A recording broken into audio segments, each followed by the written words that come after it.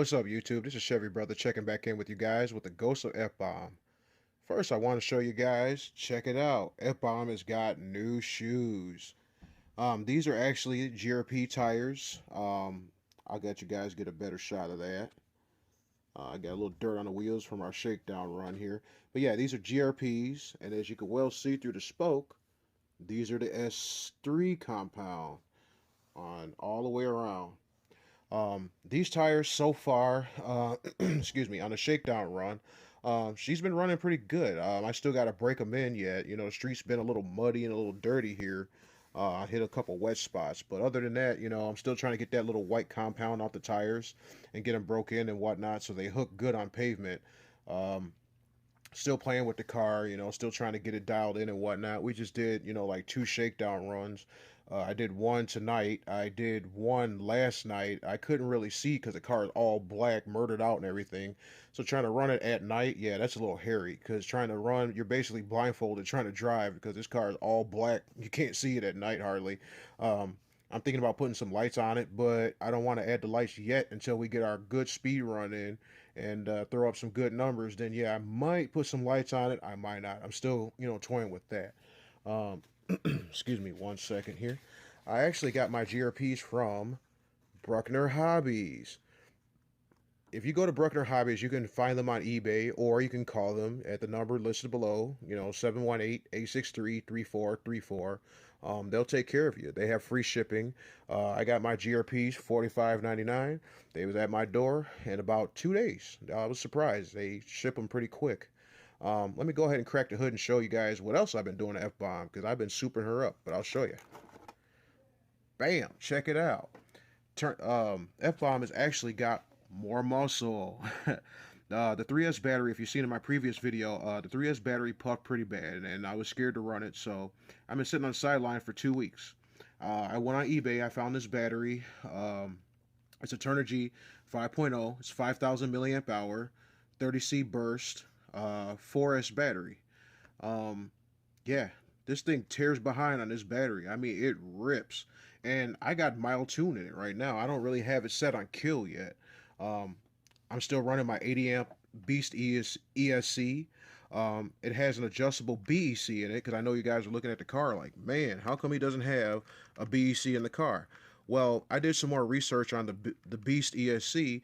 The BEC on the inside is actually adjustable for your servo. So you can adjust it anywhere from 4 volts, 5 volts, 6, all the way up to 7 volts. It's adjustable. But you need the program box to do that. I don't have that yet. I'm running on a bone stock factory tune, and this thing hauls on that tune so far. But I'm waiting to get in the computer, change the timing, the punch, the brake, and all that good stuff. And we're really going to see what she does. Another thing I want to show you guys, yeah, anything over 3S, the traction connectors, I highly recommend do not run them because you're going to be pulling more amperage and you're running more voltage.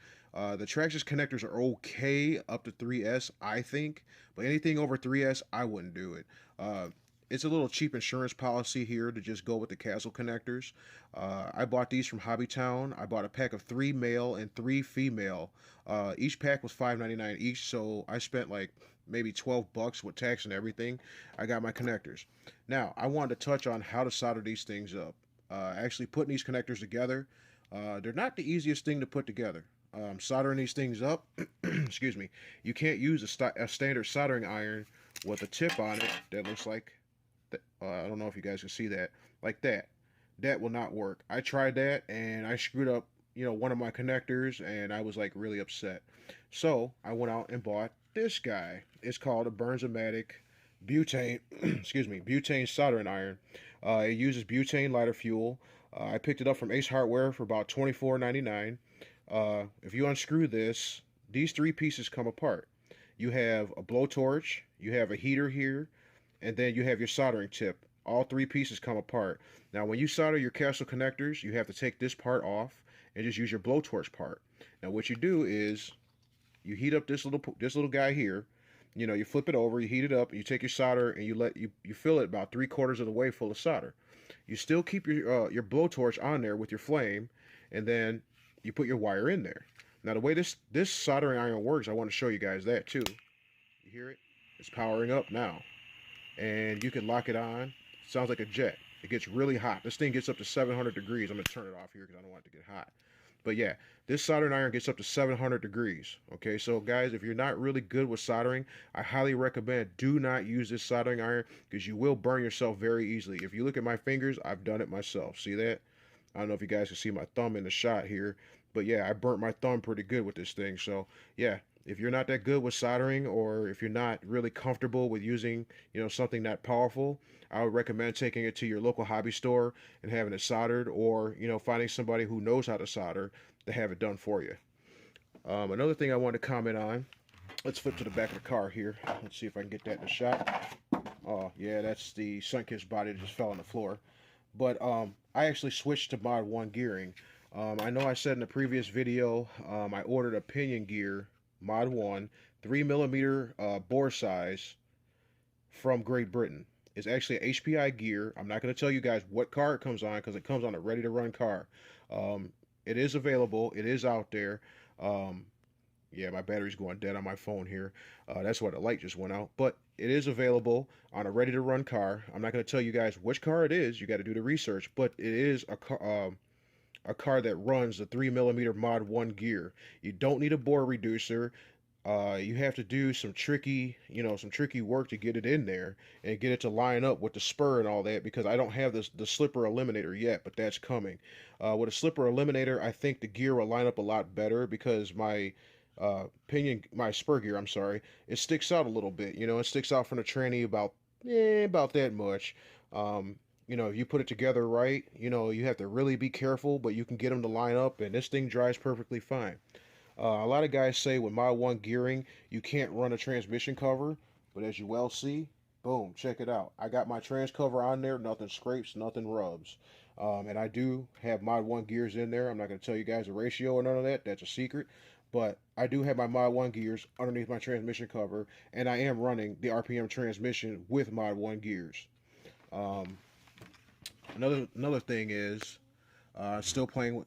Still got to do the shocks, guys. I know you guys are looking at this thing like, man, this thing's sitting up high in the air. I know that. I am getting to that. I just wanted to, get all the electronics and stuff, figured out on the car, get her running again, get the shoes on it, do a couple shakedown runs on the 4S and see how she does.